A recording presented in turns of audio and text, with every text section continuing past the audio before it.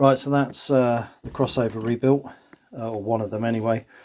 So you've seen me do these loads and loads of times. If you want to see an in-depth breakdown of this and how what values are where and blah blah blah, just go and check out one of my other 44 videos.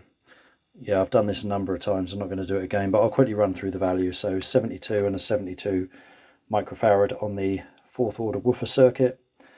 And then on the mid-range we have a 12 plus a 12 plus a 6 making a 30 inductor down to ground. So this is our high pass part of the mid-range circuit.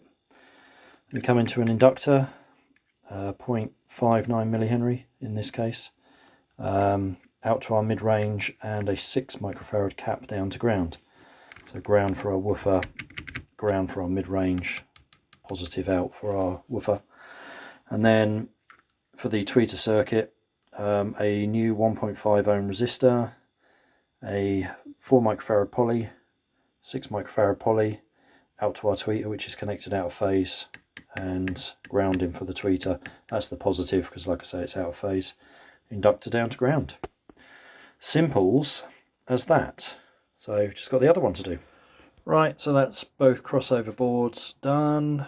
New caps, all inductors tested, new wiring, poly cap upgrade on the tweeter circuit with resistor to compensate for the ESR and to get the levels right.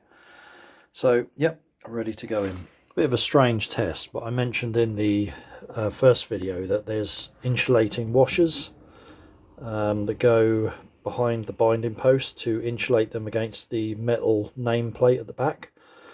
Otherwise you're relying on a lacquer covering to insulate your positive and negative. So I thought I'd give them a whack with the insulation resistance tester, and if I put 200 volts through them, 250 volts, you can hear that cracking. They're conducting through, so okay, be it at a very high voltage. If I use a low ohm test, then the resistance is really high, but that's not the point. So yeah, I can hear that ticking away a little bit, so it's obviously arcing through the lacquer. So yeah, we'll put some insulating washers in there. So yeah, just thought I'd double check that. Yeah, so exactly as I thought on the binding post. So you've got the metal Celestion badge there, and you can see that the cutout in the metal is bigger than the plastic, but obviously if the metal of your binding post bites through that lacquer, it's a short circuit. And no insulating washers. In fact, we've got a normal steel washer there, and you can see these are serrated, so they'll bite through the lacquer, and they're beginning to do that. So yeah, that's going to short circuit your amplifier eventually. Not very clever. Just be mindful of that if you replace your binding posts.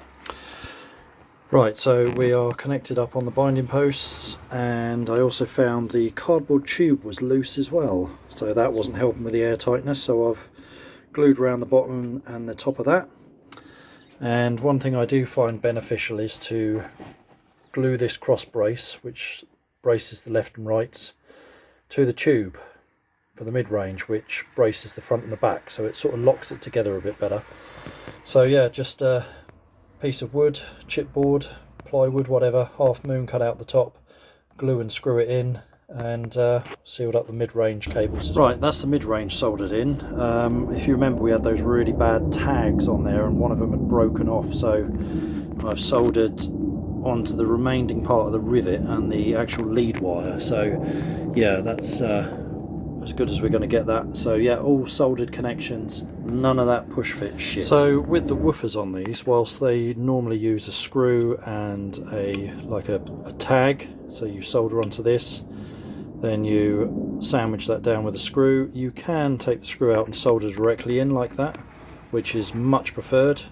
Just getting a bit more steel and another connection out of the signal path. You're soldering all the other drivers in, so you might as well do the same with the woofer. So you can put your cable straight through the thread hole, and yeah, just sweat it up with some solder, and it goes in absolutely fine.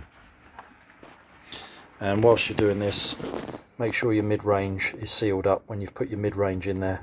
All good. Right, so both of these are back together now, minus the tweeters. I can't do it because I've only got two hands. If I cover that up and hit the woofer, our mid isn't moving anymore, so we're sealed up in the chamber. The tweeter, now I'm hopefully doing something interesting with this, which will be probably in a separate video. So the next thing to do with these is the covers, and then aside from that, it's just the tweeter. Everything else is done. So yeah, when you put these back in, just be mindful of things like where the lead wires come through the cone, where you can see these little bits here and down here, that they match on both your speakers, that sort of thing. But yeah, coming along well.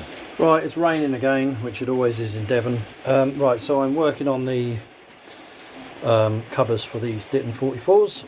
So I'm reclothing them at the moment. These have a rebate along here, which is not always the case. Some of them don't have that, but then obviously these are the Mark IIs with these pegs. The Mark 1s use Velcro, so yeah, they are different. Yeah, so I'm stapling this up. The old cloth was in a really bad state. I mean, it's got holes in it. It's really rough on the front compared to the back. I might be wrong, but I think it's been spray painted, which is a bit of a cheap trick to tidy up the cloth. You can see there where the badge was. Now I know that's faded, but the material is very different. To me, that's got something on it. I might be wrong. It's certainly something, if it was done, it was probably done quite a while ago, because it's very dirty on top of that. And you can see the cutouts where the tweeter and the mid are, where people have probably been doing this. Yeah, it's in pretty grubby condition really. So yeah, nice new cloth going on, and then we'll reinforce these sides. That's all I'm actually going to do. I'm not going to run batten all the way around. I'll just do these sides, reinforce them, and yeah, shouldn't be too bad.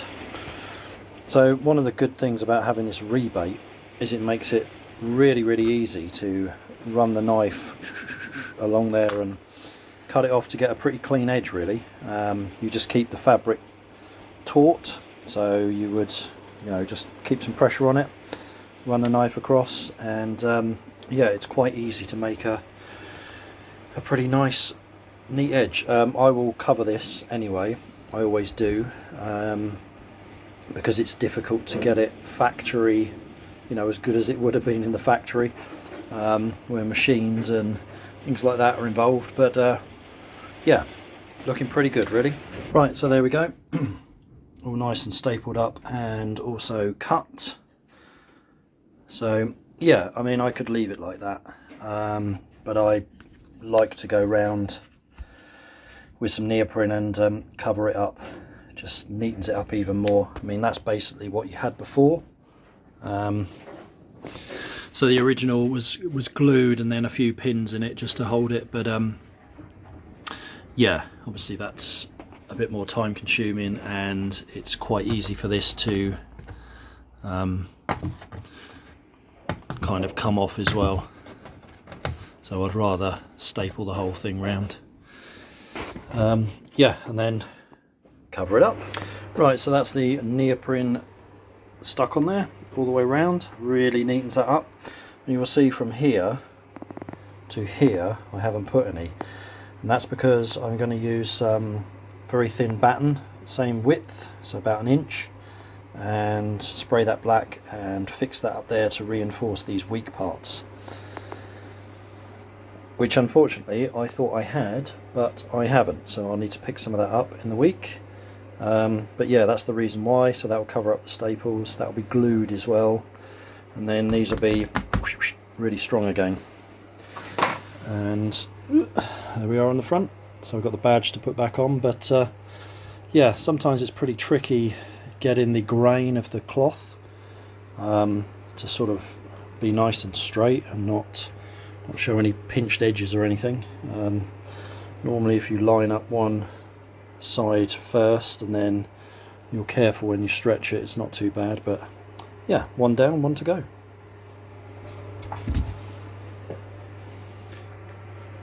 Beauty.